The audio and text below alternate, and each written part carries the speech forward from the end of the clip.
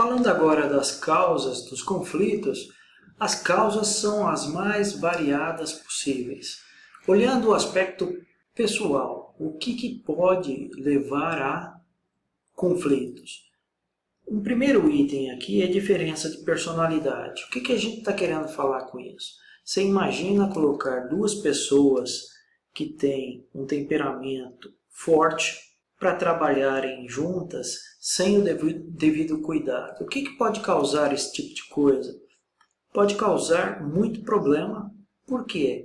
Porque pessoas com temperamento forte normalmente falam alto, normalmente tentam pegar o que elas acham que é correto e deixar claro e forçar sobre outras pessoas. Então isso pode dar muito conflito. Imagina um outro cenário, eu vou pegar duas pessoas, eu tenho aqui João e tenho Maria. Agora o cenário é um pouco diferente. Eu tenho esse aqui que é extremamente extrovertido e eu tenho essa pessoa aqui que é introvertida. Esse cenário aqui também pode dar muito conflito, porque são pessoas totalmente diferentes. Diferença de valores pessoais é outra fonte de problemas. Por que isso? Vamos pegar o meu caso. Um valor pessoal meu é ter tempo para a minha família. Então eu decidi trabalhar no máximo até às 6 da tarde, de segunda a sexta. Para quê? Para ter tempo de eu cuidar da minha família, de eu ter uma relação, um convívio com a minha família. Isso, muitas vezes, dentro de empresas, dependendo da empresa, é claro, pode soar como algo muito negativo. Por quê? Porque dependendo do valor que a empresa dá, e principalmente a liderança, se deve trabalhar, por exemplo, 12 horas. É esperado que se trabalhe 12, 14 horas por dia. E de preferência no sábado e domingo fica à disposição. A quantidade de problemas que isso gera é enorme. Diferença de status profissional também. Eu não sou engenheiro, quero ser engenheiro. Eu sou engenheiro, mas quero ser engenheiro sênior. Eu sou engenheiro sênior, mas quero ser gerente. E daí por diante. Diferença de status social também gera uma série de problemas. Por quê? Porque uma pessoa pode sentir ciúmes da outra pelo que ela trouxe de fora. Por exemplo, eu posso ter uma pessoa aqui, seja ela quem for, que veio de uma família rica já, ou uma família que tem muitas posses. E isso gera um problema, porque a hora que ela vai trabalhar com as outras pessoas, tem um convívio. Esse convívio não tem jeito, numa hora todos vão saber dessa condição dessa pessoa. Marcelo, isso é grave mesmo? Isso é bem forte dentro de equipes. Forte que eu estou querendo dizer, eu estou sendo bem polido, isso gera muito atrito, muito desânimo, se mal feito. Vou citar um exemplo para você que é melhor para a gente entender direitinho a força que esse tipo de coisa tem. Um tempo atrás, havia um departamento de PCP numa empresa, e esse departamento tinha lá os funcionários. Para quem não conhece PCP, é o pessoal de programação de produção, pessoal extremamente dedicado e pessoal vital para que um processo, produto ou serviço possa ser entregue para o cliente. Esse PCP estava trabalhando com a equipe e teve a definição de trainees. Então um trainee foi definido aqui e esse trainee veio para trabalhar com essa equipe aqui. Só que esse trainee era muito rico. O pai era dono de empresas e daí por diante. Por que ele estava ali? Para aprender como se trabalha em empresas, como faz gestão, para depois voltar a trabalhar com o pai dele. O que gera esse tipo de profissional aqui, se não for feita a colocação nele na equipe e o acompanhamento da forma devida, esse tipo de coisa gera muita desmotivação. Não é desmerecendo o profissional que tem família rica, mas quem estiver trabalhando pode sentir esse baque, e eu já presenciei esse tipo de coisa. Então, a colocação, nesse caso, de um indivíduo com essas características numa equipe ou qualquer outra equipe, demanda um cuidado por parte do líder. Quando a gente fala de inveja, inveja e ciúmes estão bem ligados aqui um ao outro, e eu tenho vários tipos. Eu tenho inveja porque o fulano de tal é engenheiro, eu tenho inveja porque a Ana ganhou um prêmio, eu tenho inveja porque o José ganhou outro prêmio, eu tenho inveja porque os outros estão aparecendo mais do que eu. E a pergunta que você pode me fazer é, Marcelo, essa inveja e ciúmes aí deve acontecer só com o pessoal mais novo, o pessoal que acabou de sair da faculdade? É muito pelo contrário. A experiência me mostrou que esse tipo de conflito vem de pessoas sêniores também, onde se esperava uma outra posição. Vou citar um exemplo para você entender. O que acontece? Se eu tiver uma equipe, eu tenho aqui um profissional que ele é um profissional sênior e eu tenho um profissional que está entrando agora, pessoal da geração mais nova. Então eu tenho esse profissional que, por tempo de casa, ele é júnior. Muitas vezes esse profissional ele entra num programa de trainee ou algo do gênero. E o que acontece? O sênior normalmente tem na faixa de mais ou menos 50 anos ou mais. Para ser justo, 40 anos ou mais. E essa juventude aqui vem nos seus mais ou menos aí 24 anos, algo assim. Muitas vezes quem entra jovem dessa forma, entra com uma outra cabeça, entra com uma outra velocidade de se resolver as coisas. E muitas vezes, você sabe o que acontece com essa juventude aqui? Ela é abafada. Pasmem ou não. Muitas vezes há um abafamento dessa turma nova, ou uma tentativa de abafar. Por quê? Porque a velocidade deles é outra. Eu não estou generalizando, eu estou falando a experiência que eu tive. A experiência que eu tive com esses jovens aqui foi muito positiva. Por quê? Porque eles eram muito rápidos, formavam alternativas, ideias novas e partiam para a execução. Então, o pessoal mais sênior que estava nessa época, na mesma equipe, sentia o baque. O que é sentir o baque? Eu não tenho a mesma velocidade, eu não tenho a mesma experiência, outras experiências que essa juventude tem. Então eles sentiram muito o baque ao invés de tomar uma outra posição. Porque qual é o grande ganho da senioridade? É o conhecimento do processo, é o conhecimento da empresa.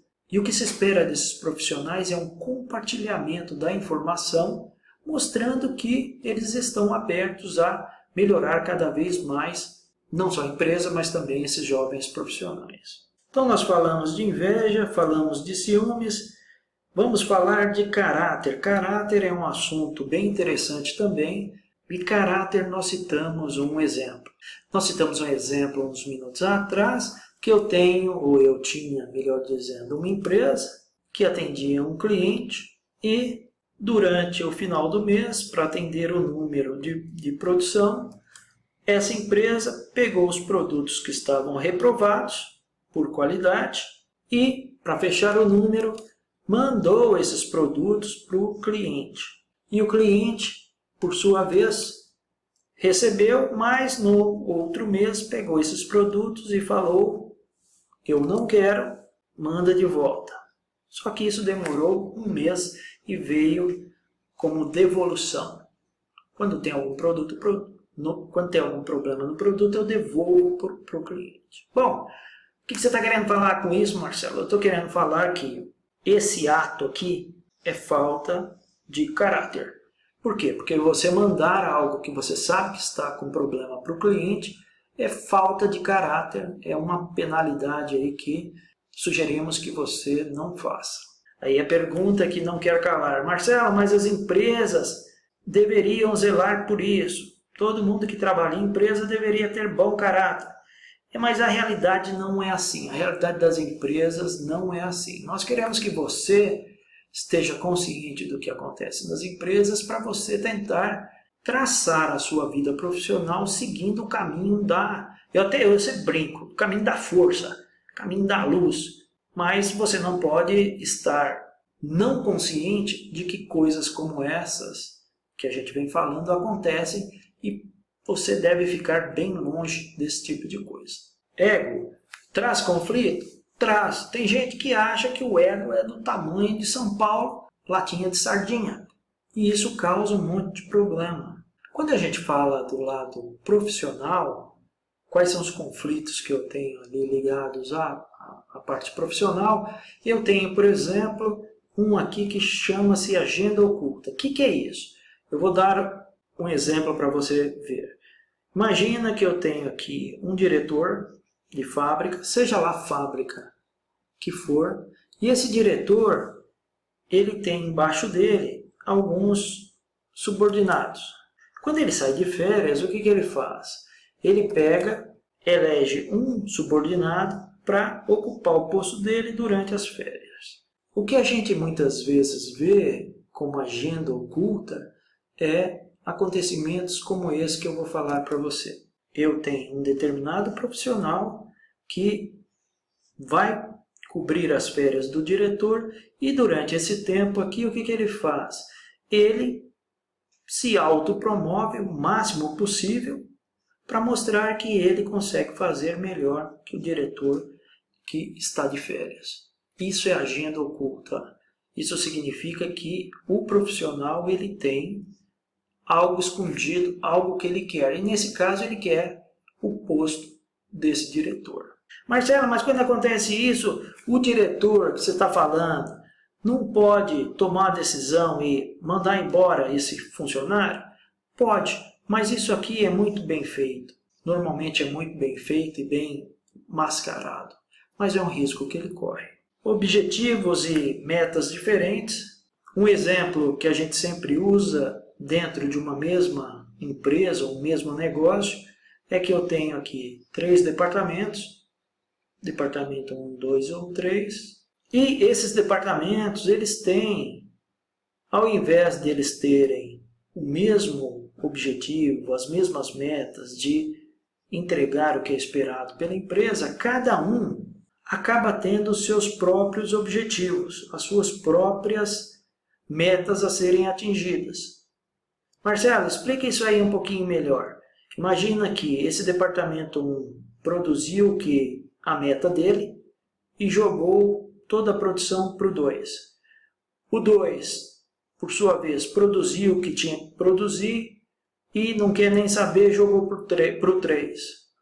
O que acontece nessa situação? Eu não estou preocupado quanto ou como o meu cliente, aqui nesse caso, que é o 2, vai receber. Eu estou preocupado em fechar meu número de produção independente da qualidade que eu vou passar para frente o material.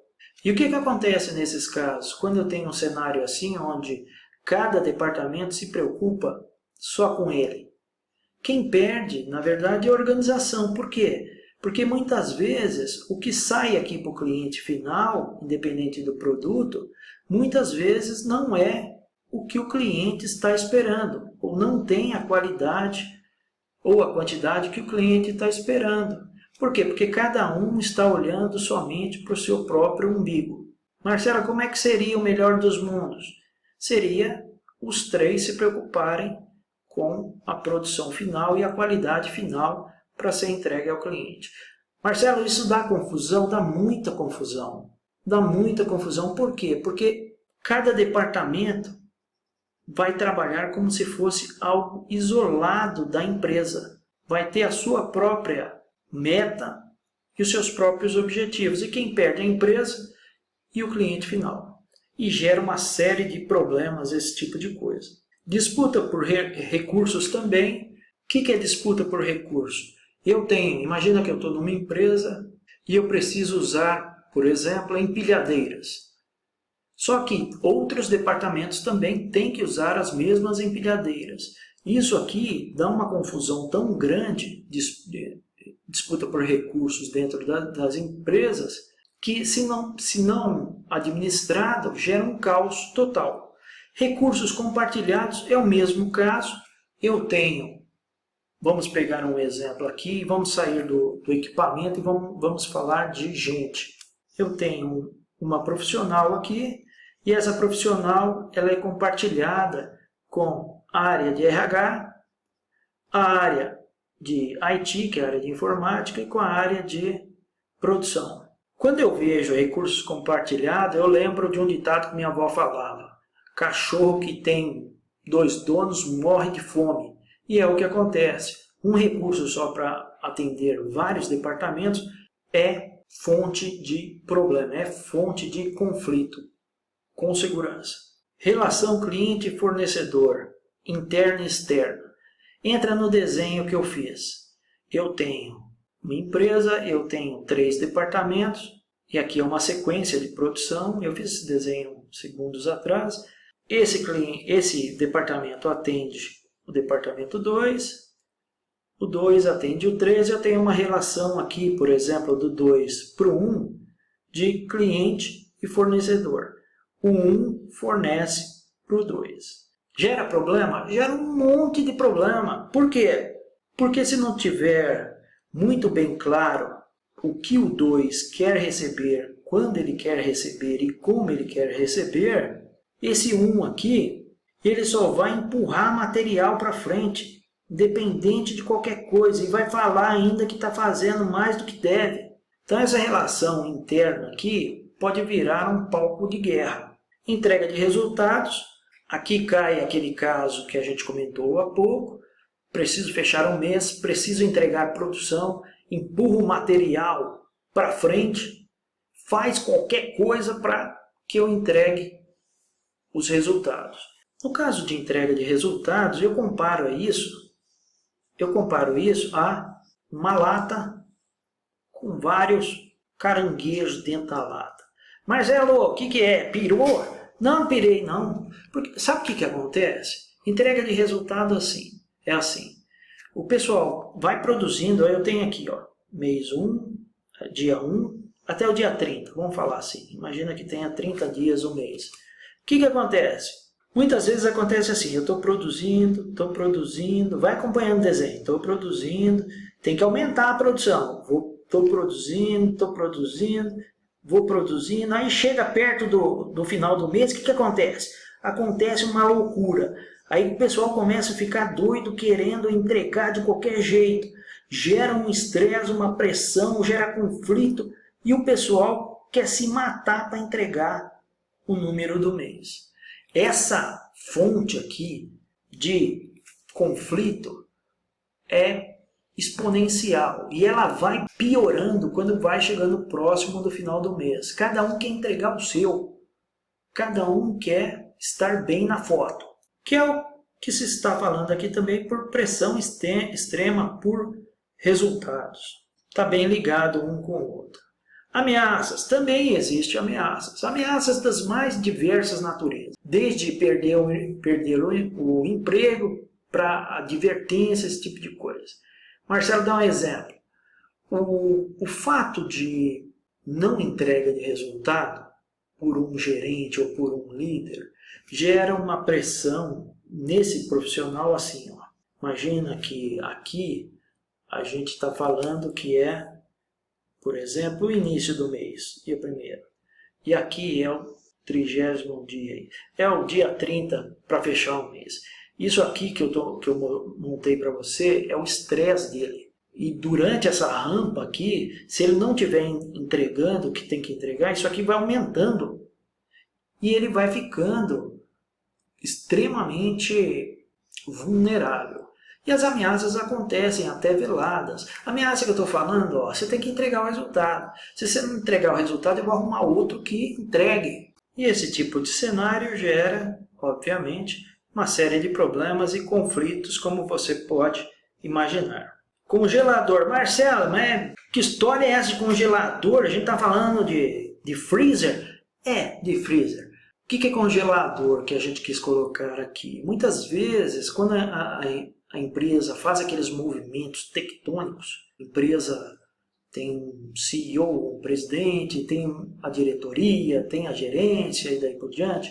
Quando há uma mudança drástica, tirou o CEO ou tirou um ou mais diretores, o que acontece é que em alguns casos o profissional é colocado para ficar no banho-maria ou no congelamento mesmo.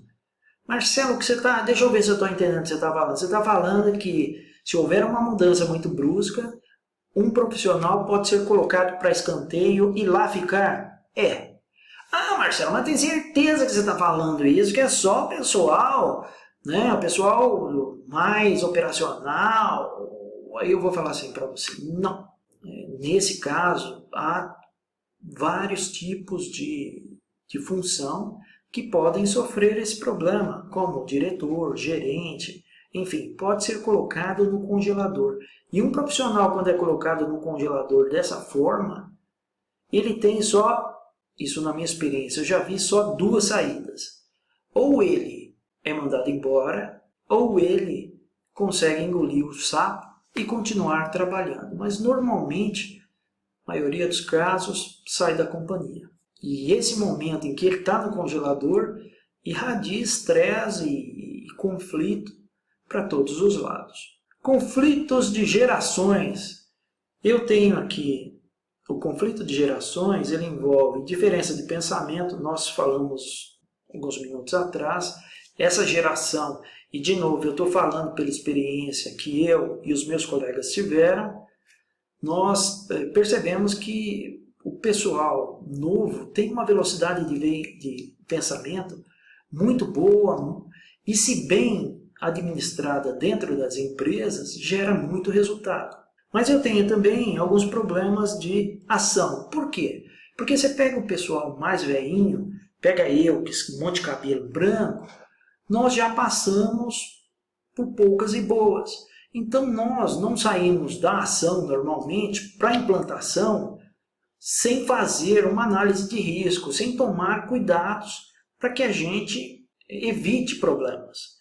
E muitas vezes o que se tem é uma velocidade muito grande de algumas gerações de querer implantar logo alguma coisa sem analisar as consequências, eu costumava brincar em empresas sem cercar o frango. O que é cercar o frango? É ver quais são as consequências que esse trem pode dar dessa ação, por exemplo, antes de implantar. Diferenças de experiências passadas, isso aqui também é bem relevante. Muitas vezes a gente traz do mercado um profissional para trabalhar junto com uma equipe que já estava formada, então ele vai fazer parte de uma equipe.